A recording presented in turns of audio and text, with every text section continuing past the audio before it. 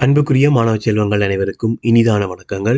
இக்காணொளியிலே காட்சி படங்களுக்கு வாக்கியம் எழுதுவதோடு தொடர்புடைய விடயங்களை பார்க்க இருக்கின்றோம். ஏற்கனவே கடந்த காணொளியிலே இந்த காணொளியுடைய பாகம் ஒன்றினை வழங்கியிருந்தேன். அதிலே சில தலைப்புகளுக்கு வாக்கியங்கள் எழுதுவது தொடர்பாகவும் சில காட்சி படங்களுக்கு வாக்கியங்கள் எழுதுவது தொடர்பாகவும் பார்த்திருந்தோம். ஏற்கனவே நான் குறிப்பிட்டது போலவே இங்கே இந்த காணொளியிலும் கடந்த காணொளியிலும் வழங்கப்பட்ட காட்சி படங்கள் யாவுமே உங்களுடைய பாடத்திட்டத்திலே இருக்கக்கூடிய படங்கள் மாத்திரமே. அதனை நினைவில் வைத்துக் கொள்ளுங்கள். அந்த வகையிலே இந்த காணொளிக்கான முதலாவது காட்சிப்படத்தினை பார்ப்போம். தரப்பட்ட இந்த காட்சிப்படத்துக்கான வாக்கியங்களை பார்ப்போம். வானத்தில் பறவைகள் கூட்டங்கூட்டமாக அங்குமிங்கும் பறக்கின்றன.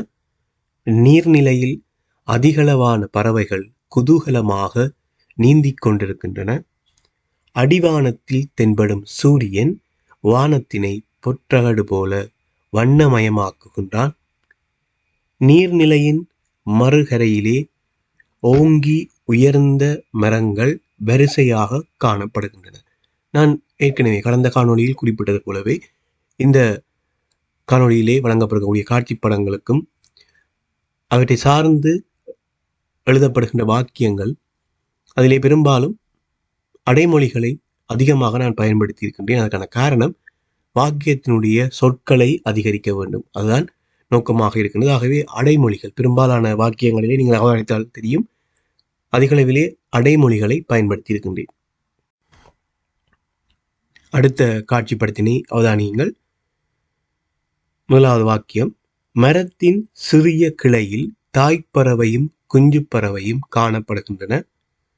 தாய்ப்பறவை தனது குஞ்சுப்பறவைக்கு இடை தேடி கொடுக்கின்றது. மரக்கிளையில் அழகிய மஞ்சள் நிற பூ ஒன்று பூத்து காணப்படுகின்றது. அடுத்த காட்சிப்படத்தினை அவதானியுங்கள். வளைந்து செல்லும் வீதியில் ஒருவர் மாட்டு வண்டியில் பயணம் செய்கின்றார். பச்சை பசேலென காட்சியளிக்கும் வயல்வெளியில் ஒருவர் கலப்பையுடன் செல்கின்றார். நீர்நிலையில் பெண்ணொருவர் குடத்தினால் நீர் அள்ளுகின்றார். நீர்நிலையின் கரையோரமாக 2 தென்னை மரங்கள் ஓங்கி உயர்ந்து வளர்ந்து நிற்கின்றன. இந்த அனைத்து வாக்கியங்களையும் அவதானித்தால் அனைத்து வாக்கியங்களுமே நிகழ்காலத்தில் காணப்படுகின்றது. அதே நேரம் காட்சிப்படத்திலே நிகழ்கின்ற அந்த காட்சிப்படத்திலே இருக்கக்கூடிய சம்பவங்களை விவரிக்கின்ற வகையிலே வாக்கியங்கள் அமைந்திருக்கின்றன. இவை தாண்டி நீங்கள் கூடுதலாக அவதானிக்கக்கூடிய விடயங்களை வைத்துக்கொண்டு மேலும் வாக்கியங்களை எழுதி கொள்ளலாம். அடுத்த காட்சிப்படத்தினை அவதானிங்கள். முதலாவது வாக்கியம், மேசையில் உணவு வைக்கப்பட்ட கோப்பைகளும் நீர்க்குவளைகளும் காணப்படுகின்றன. மேசையில் உணவு வைக்கப்பட்ட கோப்பைகளும் நீர்க்குவளைகளும் காணப்படுகின்றன. தந்தை தனது மகனை அரவணைத்து அறிவுரை கூறுகின்றார். தாய் கையில் உணவு பாத்திரத்தை வைத்தபடி தனது மகனை பார்க்கின்ற திரைப்பட படத்தை அவ்வாறே விவரித்து வாக்கியங்களாக அமைத்திருக்கின்றன. அனைத்தும் நிகழ்கால வாக்கியங்கள். அடுத்த படம், சில ஆடுகளுடைய படங்கள் தரப்பட்டிருக்கின்றது. அவை வீதியோரமாக இருக்கக்கூடிய சிறிய நீர்க்குட்டையிலே நீர் அருந்துகின்றன. அவற்றை வைத்துக்கொண்டு 3 வாக்கியங்கள் இங்கே வழங்கியிருக்கின்றேன். வீதியின் அருகே தேங்கியுள்ள நீரை 5 ஆடுகள் பருகுகின்றன. நீரை பருகும்போது தேங்கியுள்ள நீரில் ஆடுகளின் பிம்பங்கள் தென்படுகின்றன. தேங்கியுள்ள நீருக்கு அருகே மணல் பரந்து காணப்படுகின்றன. ஒரு சிறிய விடயத்தை 3 விதமாக வாக்கியங்களாக இங்கே மாற்றியிருக்கின்றேன்.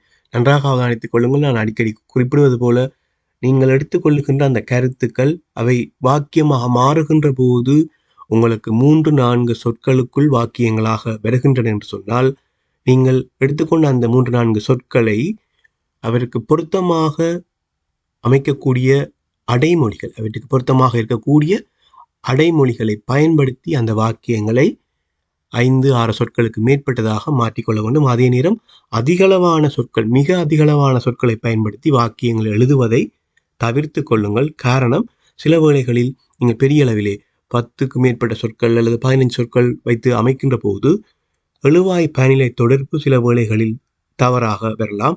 அதே நேரம் எழுத்து பிழைகள் வருவதற்கான வாய்ப்புகள் இருக்கின்றது. ஆகவே எப்பொழுதுமே 6-7 சொற்களுக்குள் வாக்கியங்கள் அமைக்கக்கூடிய வகையிலே அமைத்துக் கொள்ளுங்கள். அதிகளவான சொற்களை பயன்படுத்த வேண்டிய அவசியம் இல்லை. காரணம் நான் ஏற்கனவே குறிப்பிட்டிருக்கின்றேன். ஆகவே ஏனெனில் வாக்கியங்கள் எழுதுகின்ற பகுதியிலே நீங்கள் ஒரு எழுத்துப்பிழை விட்டால் ஒரு புள்ளி இழந்து விடுவீர்கள். 2 எழுத்துப்பிழை விட்டால் 2 புள்ளிகள், அதாவது வாக்கியத்துக்கு வழங்கப்படுகின்ற 2 புள்ளிகளுமே இழந்து விடுவீர்கள். ஆகவேதான் அதிகளவான சொற்களை பயன்படுத்தி வாக்கியங்கள் எழுதுவதை தவிர்த்துக் கொள்ளுங்கள் இந்த பரீட்சை தொடர்பாக. அடுத்த காட்சி படத்தை அவதானித்துக் கொள்ளுங்கள்.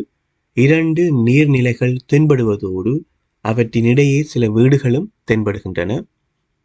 வீதியில் ஒருவர் மாட்டு வண்டியில் பயணம் செய்கின்றார். பூக்கள் பூத்து குலுங்கும் அழகிய நீர்நிலையில் 2 வாத்துக்கள் நீந்துகின்றன. இந்த வாக்கியங்களை அமைக்கின்ற போது இன்னொரு மிக முக்கியமான விடயம், நான் ஏற்கனவே வாக்கியங்கள் எழுதுவது தொடர்பான விதிமுறைகள் சார்ந்த ஒரு காணொளியிலே முழுமையாக அதை பதிவேற்றிருந்தேன். மீண்டும் உங்களுக்கு ஞாபகப்படுத்துகின்றேன். எப்பொழுதுமே எழுத்து வழக்கு சொற்களை மாத்திரமே பயன்படுத்த வேண்டும். பேச்சு வழக்கு சொற்களை பயன்படுத்த முடியாது. அதோடு வேற்றுமொழி சொற்களையும் நீங்கள் பயன்படுத்த முடியாது. தமிழ் மொழி சொற்களாக இருக்க வேண்டும். அதே நேரம் எழுத்து வழக்கு சொற்களாக இருக்க வேண்டும். நன்றாக நினைவிலே வைத்துக் கொள்ளுங்கள். அடுத்த காட்சி படத்தினை அவதானியுங்கள். விவசாயியும் அவரது மகனும் மழையில் நனைந்தபடி தங்களது மகிழ்ச்சியை வெளிப்படுத்துகின்றார்கள். விவசாயியின் அருகே ஒரு கூடையும் ஒரு மண்வெட்டியும் காணப்படுகின்றன. வயலின் வரம்பிற்கு அருகே வேலி அடைக்கப்பட்டு நடுவே சிறிய குடிசை காணப்படுகின்றது. 3 வாக்கியங்கள் இதில் வழங்குகிறேன். இதிலே ஒரு விடயத்தை அவதானித்துக் கொள்ளுங்கள்.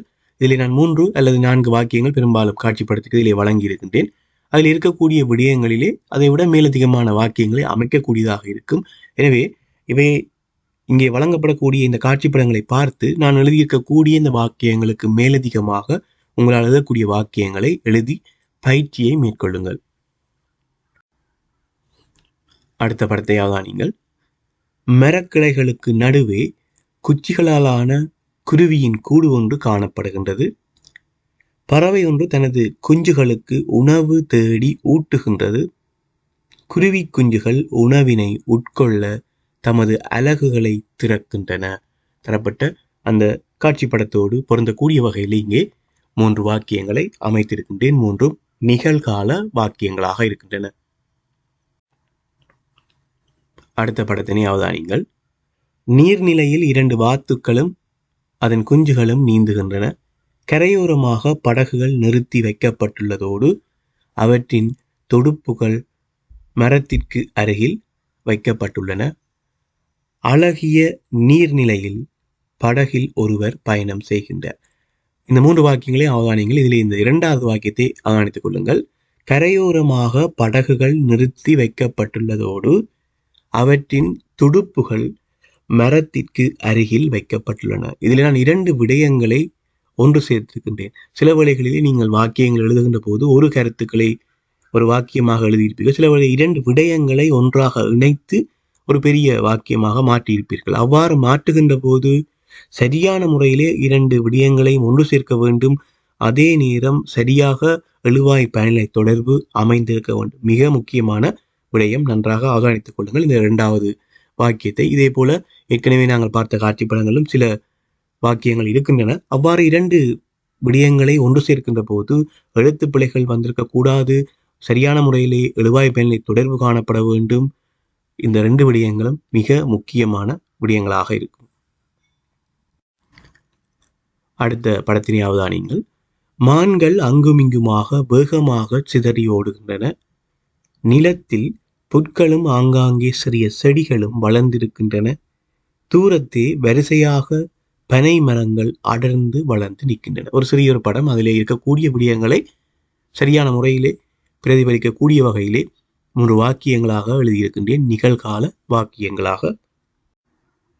ஆகவே அன்புக்குரிய மாணவ செல்வங்களே, இந்த காணொலியிலே நான் வழங்கக்கூடிய அனைத்து காட்சி படங்களும் உங்களுடைய பாட புத்தகங்கள் மற்றும் ஆசிரியர் வழிகாட்டி பெரும்பாலான காட்சி படங்கள் ஆசிரியர் வழிகாட்டியிலே வழங்கப்படக்கூடிய படங்களாகவே இருக்கின்றன. ஆகவே நிச்சயமாக இவற்றை நீங்கள் வகுப்பறை பயிற்சிகளிலோ பரீட்சை வினாத்தாள்களிலேயோ இந்த படங்கள் சார்ந்து வரக்கூடிய வினாக்களிலே இவற்றை எதிர்கொள்வீர்கள். ஆகவே சரியான முறையிலே இங்கே வழங்கியிருக்கக்கூடிய படங்கள் அவற்றுக்கான வாக்கியங்களையும் சரியான முறையிலே வாசித்து மீண்டும் எழுதி பயிற்சி செய்யுங்கள். அதே நேரம் ஒரு படத்திற்கு நான் எழுதிய வாக்கியங்களை தவிர மேலதிகமாக நீங்கள் எழுதக்கூடிய வாக்கியங்களை எழுதி பயிற்சி செய்யுங்கள். சரியான முறையிலே உங்கள் எழுதக்கூடியதாக இருக்கின்றதா, எழுவாய் பயனிலை தொடர்பு சரியான முறையிலே அமையக்கூடியவாறு எழுதக்கூடியவாறு இருக்கின்றதா என்பதை பார்த்து சரியான முறையிலே பயிற்சி செய்து கொள்ளுங்கள். அதே நேரம் எழுத்து பிழைகள் இல்லாமல் எழுதுவதற்கு பழகிக்கொள்ளுங்கள். தவறுதலாக நீங்கள் விடக்கூடிய சிறிய எழுத்துப்பிழை கூட உங்களுக்கு முழு புள்ளிகளையும் இழக்க வைத்துவிடும். ஆகவே சரியான முறையில் இந்த வாக்கியங்கள் சார்ந்து பயிற்சிகளை மேற்கொள்ளுங்கள். மீண்டும் இன்னொரு காணொளியில் சந்திக்கின்றேன். நன்றி.